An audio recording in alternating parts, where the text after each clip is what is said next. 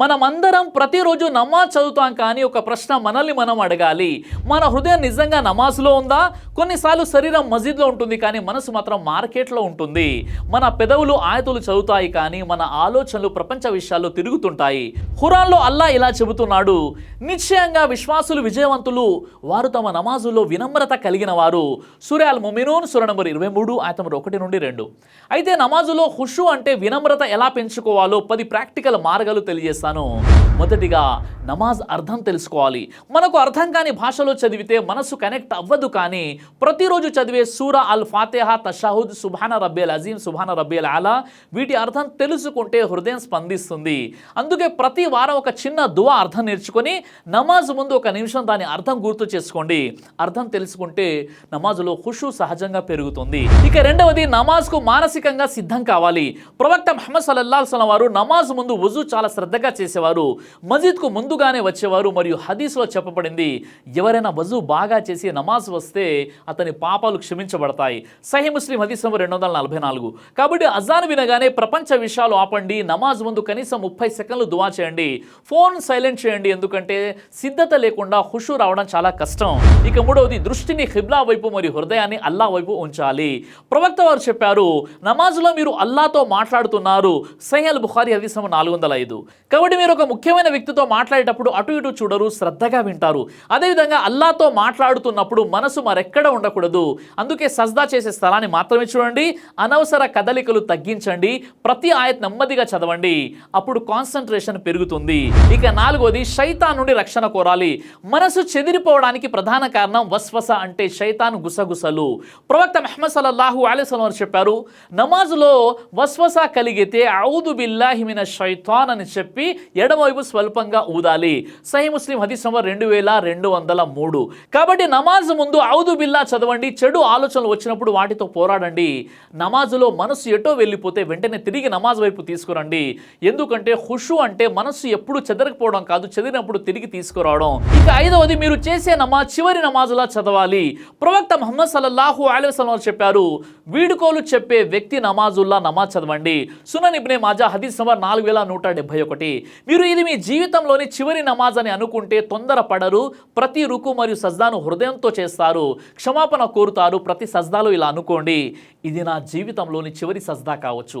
అప్పుడు ఖుషు అనేది స్వయంగా వస్తుంది. ఇక ఆరవది, నమాజ్ కోసం ప్రశాంతమైన స్థలం ఎంచుకోవాలి.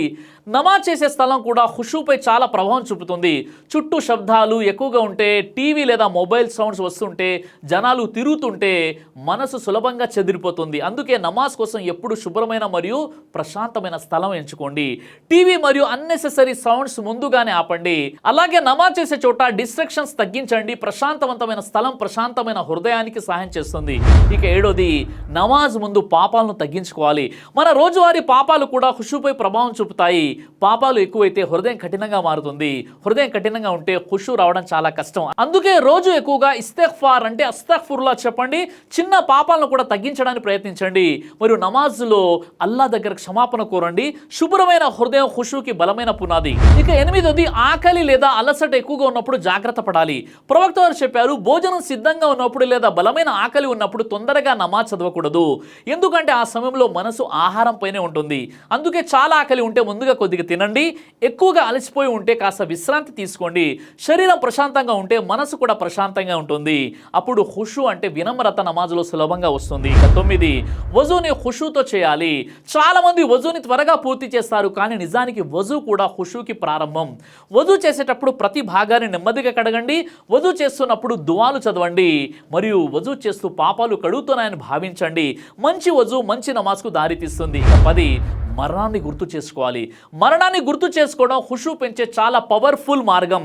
మనకు ఎప్పుడు మరణం వస్తుందో తెలియదు, కాబట్టి నమాజ్ ముందు ఒకసారి ఇలా ఆలోచించండి, ఇది నా జీవితంలోని చివరి నమాజ్ అయి ఉండొచ్చు.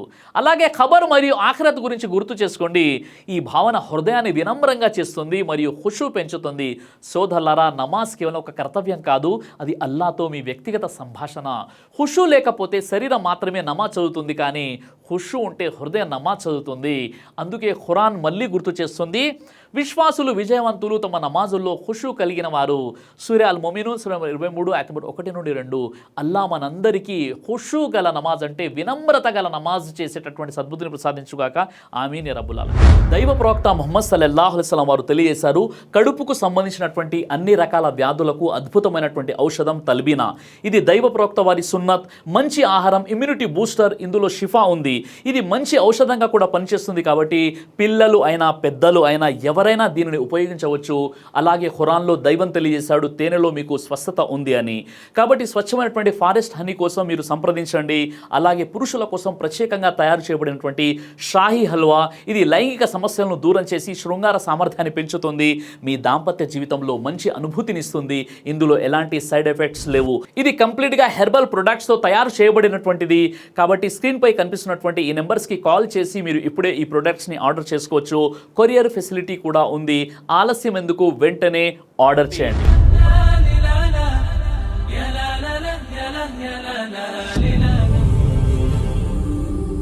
బ్రదర్ సిరాజ్ అని యూట్యూబ్ ఛానల్ని మీరు సబ్స్క్రైబ్ చేసినట్లయితే ఇన్షాల్లా దేవచిత్తం అయితే మీకు వీడియోస్ వస్తుంటాయి. అదేవిధంగా బ్రదర్ సిరాజ్ అనేటటువంటి ఫేస్బుక్ని కూడా లైక్ చేయడం వల్ల మీకు వీడియోస్ వస్తుంటాయి.